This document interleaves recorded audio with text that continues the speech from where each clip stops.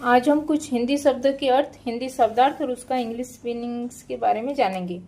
तो यहाँ पे कुछ शब्द दिया गया है हिंदी के शब्द। आदान प्रदान, आदान प्रदान यानी कि लेन देन, एक्सचेंज करना। अक्षय, अक्षय तृप्ति यानी कि परम संतोष लाभ करना, उसको बोलते हैं अक्षय तृप्ति।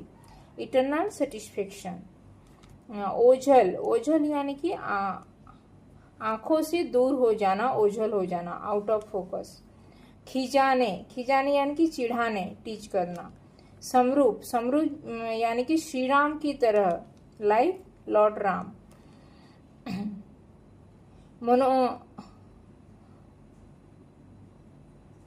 मनोरंजन, मनोबनो को बोलते हैं मनोरंजन, एम्यूजमेंट। उच्चेक, उच्चेक यानी कि नीच चीज लेकर, उच्चेक यानी कि चीज लेकर भागने वाला, चीज को लेकर जो भागने वाला को उसको बोलते हैं उच्चेक। सी। और विरासत, विरासत यानी कि बाप दादा से मिली हुई जो संपत्ति को बोलते हैं विरासत में मिलना, संपत्ति, प्रॉपर्टी, जो हेरिटेज। प्रभाव, प्रभाव यानी कि गहरा, गहरा असर पड़ना, उसको बोलते हैं इम्पैक्ट होना। शौक, शौक यानी कि रुचि, हॉबी जो। नेतृत्व, नेतृत्व यानी कि नेतृत्व को बोलते हैं मार्गदर्शन, मार्गदर्शन, लीडरशिप क्वालिटी जो, नेतृत्व। अद्भुत, अद्भुत यानी कि अनोखा, अमेजिंग, अनोखा, अमेजिंग। काया, शरीर, बॉडी। बहुमुखी, अनेक गुणों का समारोह, उसको बोलते हैं बहुमुखी, वर्सेटाइल।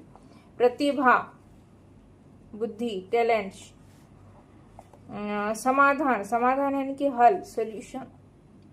लक्ष्य, मंजिल, डेस्टिनेशन, एम, लक्ष्य।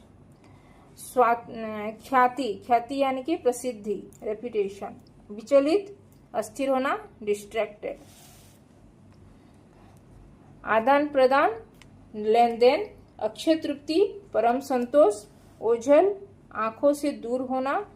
खिजाने, चिढ़ाने। समरूप यानी कि श्री राम की तरह। मनोबनोद यानी कि मनोरंजन। उच्चेक यानी कि नीच चीज को लेकर भागने वाला, उच्चेक। उच्चकी, उच्चकी यानी कि चीज को लेकर भागने वाला। विरासत, बाप दादा से मिली हुई जो संपत्ति, प्रॉपर्टी बोलते हैं विरासत। प्रभाव यानी कि गहरा असर पड़ना। शौक, शौक यानी कि रुचि। नेतृत्व, मार्गदर्शन। अद्भुत, अनोखा। काया, शरीर, बहुमुखी, अनेक गुणों का। प्रतिभा, बुद्धि। समाधान, हल, लक्ष्य, मंजिल। ख्याति, प्रसिद्धि हासिल करना जो, ख्याति।